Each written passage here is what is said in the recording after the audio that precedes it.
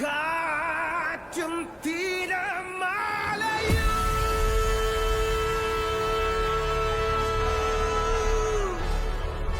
പടകിൽ വന്നടിക്കും.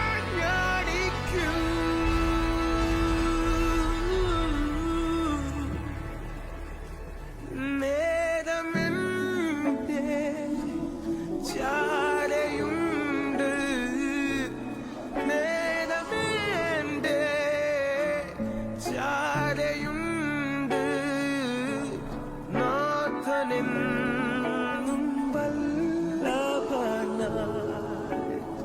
1 അധ്യായം 30 തിരുവചനം. ദൂതൻ അവളോട് പറഞ്ഞു, മറിയമേ, നീ ഭയപ്പെടേണ്ട, ദൈവസന്നിധിയിൽ നീ കൃപ കണ്ടെത്തിയിരിക്കുന്നു.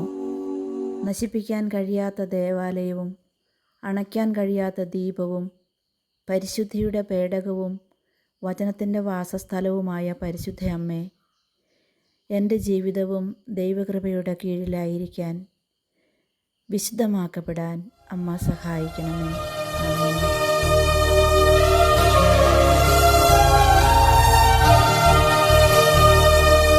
ആമേൻ. അഭിമാനമായി വാഴും മരിയാമ്പികേ, നീരിൻ തിരിനാളമായി വരണേ അകതാരിൽ നീ. അപമാനഭാരം പേറുന്ന എൻ അതിലോലഹത്തിൽ നീ ചേരണേ. ആശ്വാസമായി അമലേ വരൂ, ആരിൻ അഭിമാനമായി വാഴും ക്ഷീണിതരായും മടുത്തും പോകുന്നവര്, നിങ്ങൾ ഓർക്കേണ്ടത്, മറിയത്തെ ഒരുക്കിയ ദൈവത്തിന്റെ പരിപാലനയിൽ നിന്നെയും ഒരുക്കുന്നുണ്ട്. ദൈവം നിന്നെ കാണുന്നുണ്ട്, ദൈവത്തിന്റെ മനസ്സിൽ നീ ഉണ്ട് എന്ന് തിരിച്ചറിയണം. അണയാൻ എനിക്കൊരമ്മയുണ്ട്, സാഗരത്തെ ശാസിച്ചോന് ആരീരം പാടിയൊരമ്മയുണ്ട്.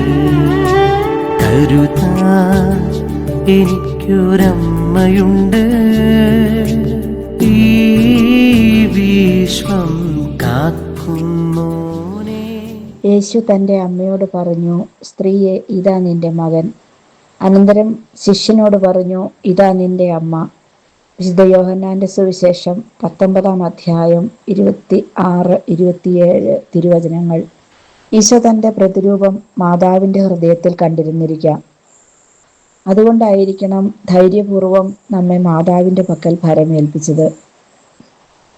ഈ വചനത്തെ അനുസ്മരിച്ചുകൊണ്ട് ഇന്ന് നമുക്ക് നമ്മളെ ഓരോരുത്തരെയും, നമ്മുടെ കുടുംബം, മാതാപിതാക്കൾ, സഹോദരങ്ങൾ, ജീവിത പങ്കാളികൾ, പ്രിയപ്പെട്ടവർ, ഏറ്റവും പ്രത്യേകമായി നമ്മുടെ മക്കൾ, ഇന്നത്തെ യുവതലമുറ, കൂടാതെ ഇന്ന് പ്രകൃതി ദുരന്തം അനുഭവിക്കുന്ന ധാരാളം സഹോദരങ്ങളുണ്ട്. അവരെ എല്ലാവരെയും പരിശുദ്ധ അമ്മയുടെ പക്കൽ നമുക്ക് ഭരമേൽപ്പിക്കാം. അമ്മയുടെ പ്രത്യേക സംരക്ഷണത്തിനായി പ്രാർത്ഥിക്കാം.